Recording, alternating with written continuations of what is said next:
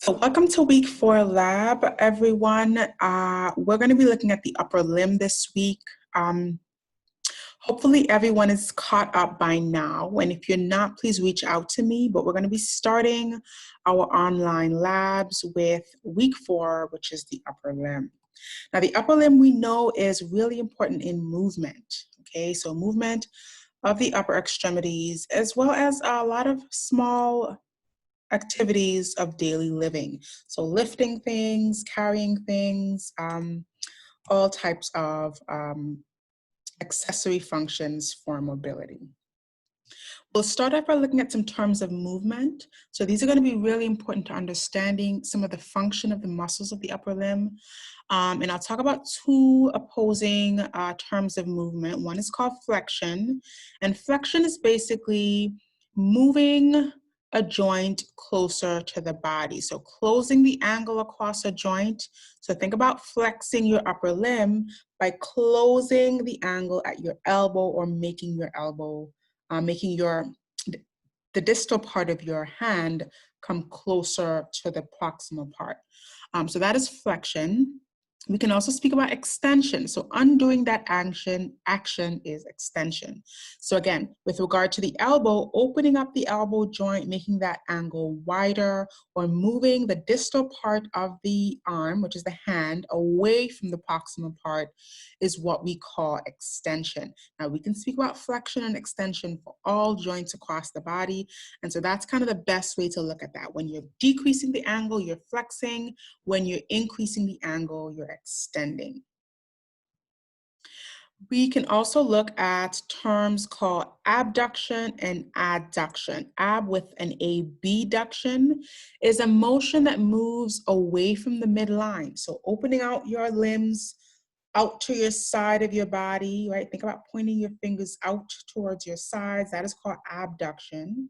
Whereas bringing your arms in towards your hips is called adduction. So movement towards the midline is abduction. Movement away from the midline is a deduction. Okay, and again, I'll use these terms as a way to sort of describe some of the function of the muscles we'll encounter. I'll also talk about pronation and supination. So pronation and supination are terms that are not only used to describe the general body, so where the body is facing. So if you're supine, you're facing to the ceiling. If you're prone, you're facing downwards to the floor or on the table. But then we can also use pronation and supination to speak about motions of the forearm.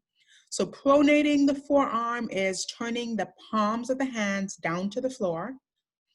And then supinating the forearm is turning the palms of the hands up to the sky. Okay, and so we can rotate our forearm, pronating and supinating our hand respectively. Now I'll speak about function as I go on here, but I just want to make a disclaimer. You will not be tested on function, but again, I'll mention a little bit of function here just as it relates to understanding the structures. And I will also be speaking about the corresponding joints as we go through. So the first joints that we encounter in the upper limb are the sternoclavicular joint. The sternoclavicular joint is basically where the sternum articulates with the clavicle, specifically the manubrium of the sternum, which is here. And this is a really strong joint. I alluded to this earlier. This is the only area where the axial skeleton and the appendicular skeleton meet. And so it's really strong, as it has to be in order to withstand all of the motion, all of the stress and tension that the upper extremity is going to exert. Another joint here is the acromioclavicular joint. So this is where the acromion of the scapula articulates with the clavicle. And we kind of talked about this joint before. Again, another really strong joint. And then we can speak about some of the ligaments that help to reinforce this joint. So the ligaments that reinforce the acromioclavicular joint is the acromioclavicular ligament. This goes from the acromion to the clavicle. And the coracoclavicular ligament, which goes from the coracoid process of the scapula to the clavicle, right? And there are two heads to this ligament, okay? So the ligaments are really important in reinforcing the joint and keeping it stable and secure as we move and maneuver the scapula, the humerus, the clavicle, etc. And as you can see, the name of the ligament is a really good indicator of what two bones are being articulated. So acromioclavicular goes from acromion to clavicle, coracoclavicular goes from coracoid process to clavicle. We can also speak about the ball and socket joint of the shoulder that's called the glenohumeral joint. This is where the scapula, specifically the glenoid cavity, articulates with the humerus. And this is where that ball and socket joint is that gives us most of the rotation of the upper extremity itself. This is secured or anchored by two important ligaments. One is called the coracoacromial ligament. And so again, this goes from the coracoid process of the scapula to the acromion of the scapula. Okay, we can also look at the glenohumeral ligament. So this has several different heads or 7 different parts of the ligament. And this is where the glenoid cavity articulates with the humerus itself. So glenohumeral ligament and coracoacromial ligament help to reinforce or stabilize the glenohumeral joint. Let's get into the muscles themselves. So we'll start by looking at the extrinsic shoulder muscle. Now, these are sometimes called the back muscles or the upper back muscles. And although they are located in the back, we do encounter them and we do consider them a part of the upper limb because they help to move the shoulder as well as the upper limb. The extrinsic ones are the trapezius muscle. So this large sort of diamond-shaped or triangular-shaped muscle here. It's one of the more superficial ones. We see this right underneath the skin. The latissimus dorsi muscle, which is really located along the flank. And then we've got the levator scapulae, which helps to elevate the scapula, right? Think about actions like extending the head, pushing the head all the way back. And then the rhomboids, minor and major, help with adduction, as well as some medial rotation or rotating downward of the glenoid cavity, okay? So the trapezius, this large muscle here. The trapezius is also important in extension of the head as well. The latissimus dorsi, which is this flank muscle here. This is really important for rowers, anyone who does a lot of rowing action with the upper body. It's the muscle that's used. If you hug someone really tightly, you can kind of feel that muscle there. And that's the general action. Then we've got the levator scapulae, which elevates the scapula. We've got the rhomboids minor, which is the smaller muscle on top, and the rhomboid major, which is the larger muscle beneath. Let's move into the actual intrinsic shoulder muscles. So we're going to separate or distinguish the intrinsic shoulder muscles because they are actually within the shoulder and help to move the shoulder proper, whereas the extrinsic muscles are really located in the upper back, but they also do help move the shoulder and the upper limb. So the first one is the deltoid muscle, and it's called deltoid because of its shape. It has this triangular or delta type shape.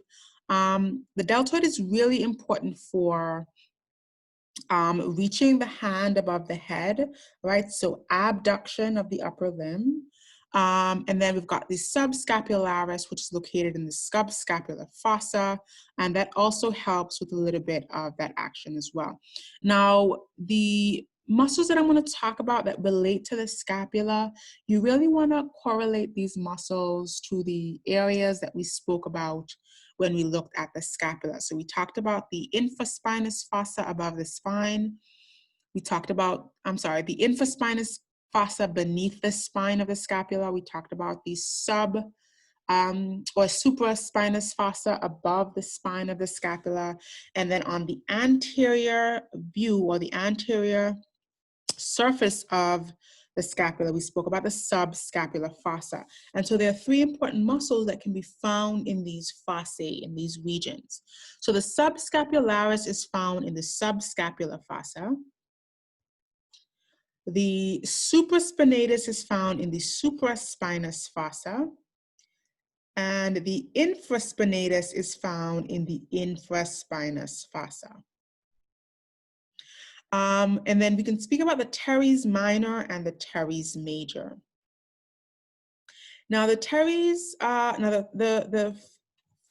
four muscles that I want to point out that are involved in what's called the rotator cuff are subscapularis, infraspinatus, supraspinatus, and teres minor. Together, those four muscles form what is called the rotator cuff, and they're really important in stabilizing the shoulder joint, right? You're going to often hear about those muscles together or about the rotator cuff in general if you go into occupational therapy or perhaps physical therapy studies. Okay. Let's move on to the chest muscle. So the anterior chest has a few muscles that we'll look at. The pectoralis major, this large fan-shaped muscle that goes from the humerus across to the clavicle and the sternum, right? All of this is the pec major. We also want to look at the pec minor. So the pectoralis minor is underneath the pectoralis major. So if we retract or reflect the pec major, we'll see pec minor here. And this goes from the coracoid process of the scapula here onto a few of the first ribs. And then there's also the serratus anterior, which is this jagged muscle that goes in between our ribs on the lateral side. So these are three muscles of the chest region, really important for a reduction of the upper limbs. And we can sometimes see these muscles under the skin. We typically call these the pecs.